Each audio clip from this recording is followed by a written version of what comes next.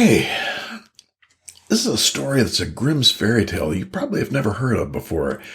It's an interesting kind of story, so let's tell it and see what happens. Once upon a time, a long, long time ago, there were 3 older soldiers. They'd been fighting for the king for years and years and years, but suddenly, maybe they weren't fighting so well anymore, but they got let go. So they wandered together, being friends and buddies, and they wandered and they wandered and they wandered through this large forest and came upon a very gloomy, eerie sort of forest.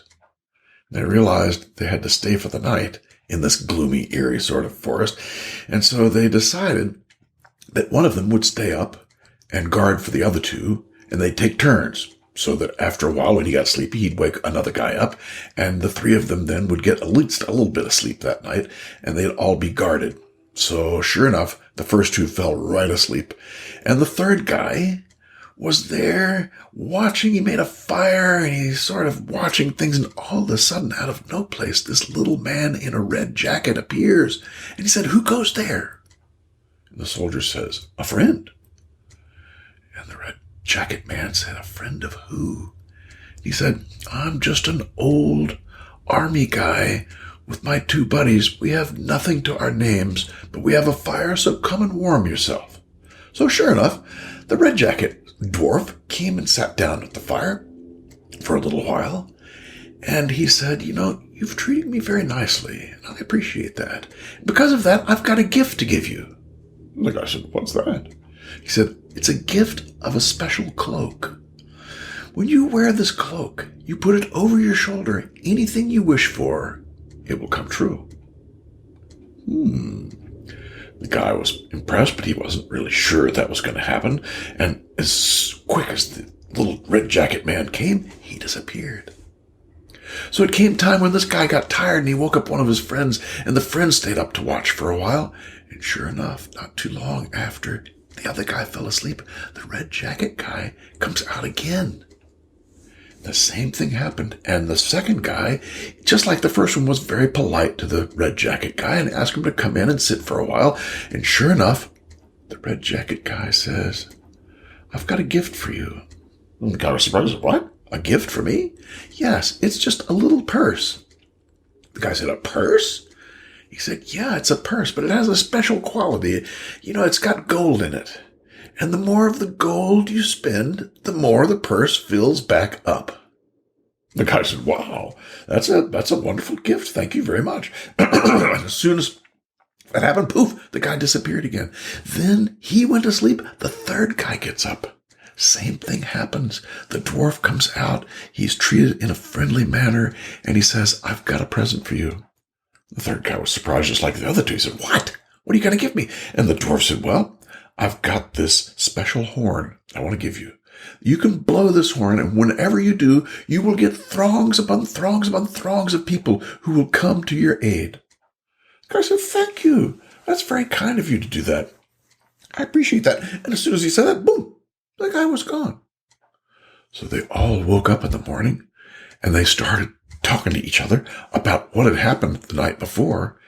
And sure enough, they started seeing that the purse was really a purse that was filled with gold. And the more you took out, the more filled in. So they said, "Okay, let's all go out and have a good time." And they did. They went out and spent a lot of money and had a good time touring the world, spending. And the more they spent, the more came in. So they had a great time. And the 3 fellows really liked each other. So this was a really nice thing. But after a while, they said to themselves, "You know what? I'd like to kind of settle down for a while. Enough of this spending and frolicking around and whatever. Let's find a place we can stay." So the guy with the cloak puts the cloak on, and he wishes for a beautiful castle. Boom! In 5 seconds' time, a beautiful castle appears. Not only is it beautiful, it's got rolling green hills, it's got oxen, it's got sheep, it's got goats, it's got everything. And then out of the gates comes a beautiful carriage with 3 dapple gray horses to pick them up and to take them home.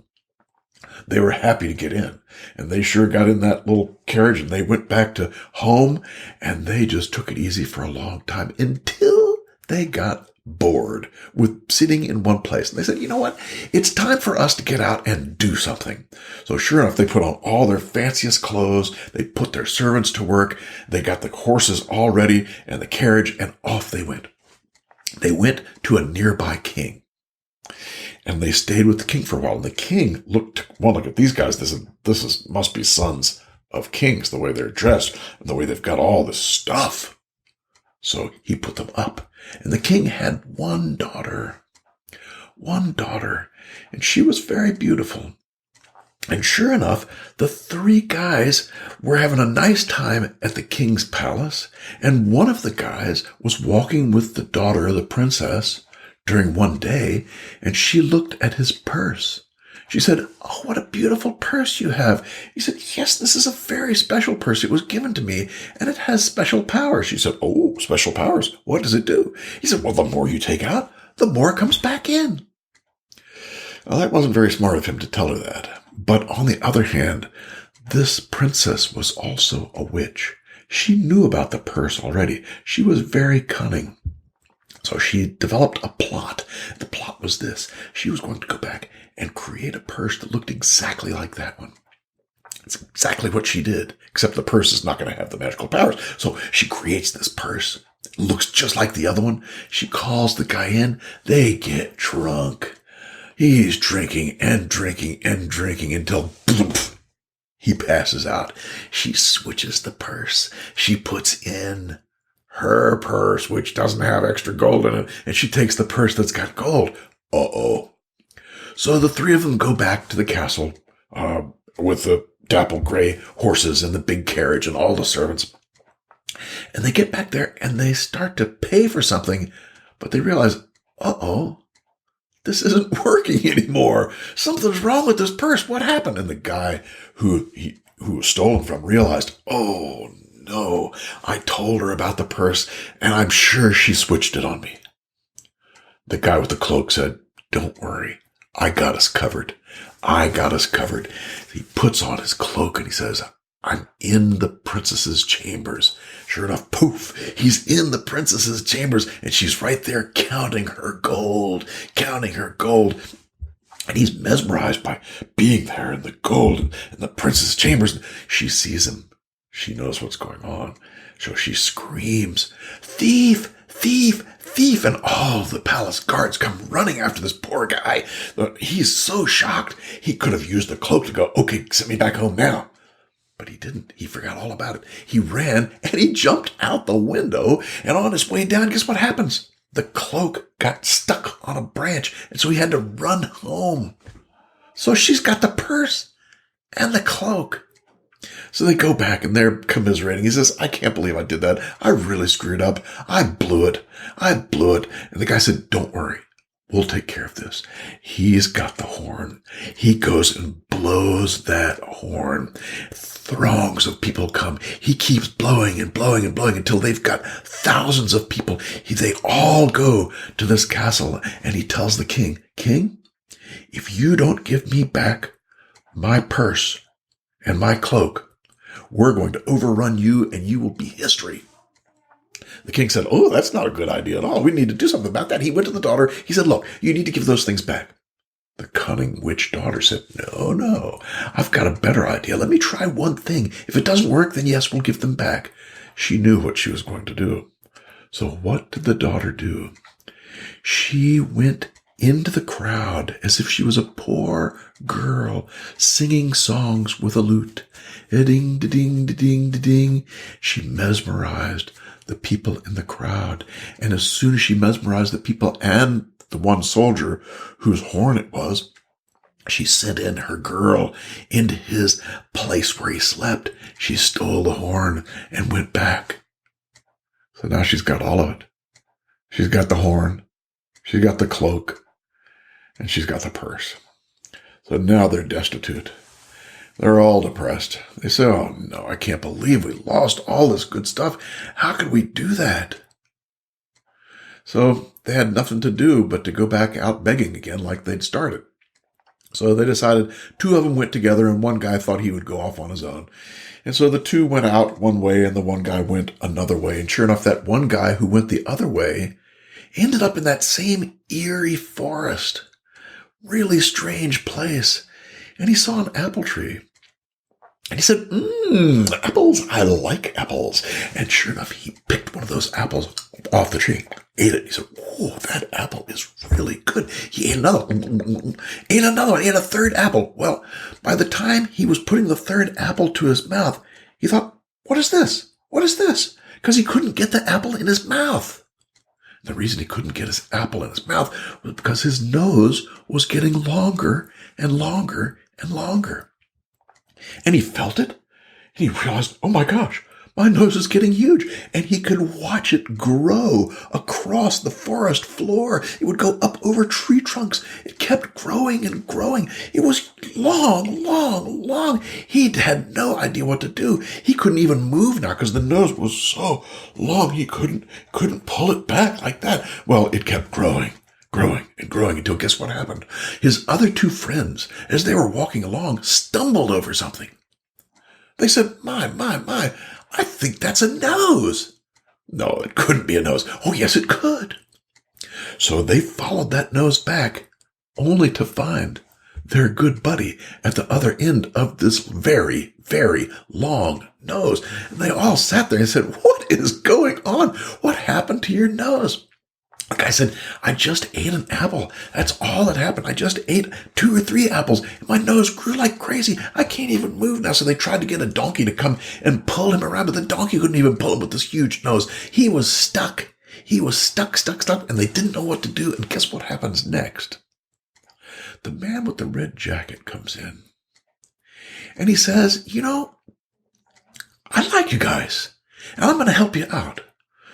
Go over to that pear tree and get one of those pears and eat it. And the guy with the nose said, get me a pear. So he ran over, got him a pear, brought it back. He started eating the pear. His nose gets shorter and shorter. He eats another pear, comes back, and it's just perfect. And he said, oh, thank you to the red jacket man. Thank you so much. I really appreciate that. And the dwarf said, I've got an idea for you guys. I want you to take a tray of those apples with you to the castle and feed them to the king's daughter, to the witch, and see what happens to her nose. And then you can tell her that you'll get her nose smaller, but she'll have to give you your things back. And they thought, that is a good idea. And off they went with a huge bunch of apples and a couple of pears. So off they go back to the castle. So one of them dressed up as a gardener boy with his apples. And he went through the castle's grounds and he says, I've got special apples only for the princess. Only for the princess. These are the most beautiful apples, the most delicious apples, but they can only be eaten by the princess. And everyone started a big hubbub. Oh, no, I won't. No one can have them, but just the princess. Well, the princess gets wind of this and she says, oh, well, how about that? And so she comes down, she takes a bite of one. Very nice. Takes the second one, eats it up, says, oh, a little bit more. Now the dwarf had told him, once she starts eating this, her nose will be 20 times the length of yours. And sure enough, her nose started to grow. And it grew, and it grew, and it grew, and it kept on growing. And she was freaking out. What is going on? And the gardener boy was chuckling under his breath as he went back to his comrades. And he went back and told them, she's really got the nose. She has got the nose. Now they're in trouble. Well, the king was really upset. And he says, anyone who can help my daughter to bring her nose back to a normal size will be richly rewarded. So they waited for a day or two to let things get complicated. And one of them then dressed up as if he was a doctor. And he came in and he said, I can heal your daughter, O king, but she has to do exactly as I say. The king said, well, no one else has been able to do anything. Let's see what you can do. So what does he do? He takes an apple out and he chops off a small part of that apple. He says, my child, take this apple and your nose will get shorter. And he just wanted to play with her a little bit. He was not real happy with the way she had treated him, so he was going to get her back. So she eats this little bit of apple. Nose gets longer still. And he comes back the next day. He says, why is your nose getting longer still? Here, let me try something else. And he takes a little bit more apple. She eats it. Boom, her nose gets longer still. He says, there's something working against my magic here. And I think that I know what it is. You have stolen items, and until you return those stolen items, there's no way your nose will get shorter. She says, I don't have any stolen items. You can forget about that. Blah, blah, blah, blah. He says, okay. So the guy went to the king and he said, my magic will not work because she has stolen goods that are not her own. And until she returns those goods, her nose will stay this length and get even longer. So the king had a little chat with his daughter. He said, you know what? You need to turn those things back. And the daughter finally decided that it would be better to do that than to have the hugest nose in all of history. She takes the 3 things back to the doctor, so to speak, and she gives him those things, and he gave her a pair and didn't even stand around to see her nose get smaller. He took off with the cloak, the purse, and the horn, and he went back to his buddies. And they, for the rest of their lives, had a marvelous time enjoying those 3 things. And that's the end of the story. And of course, the moral of this story is men are good.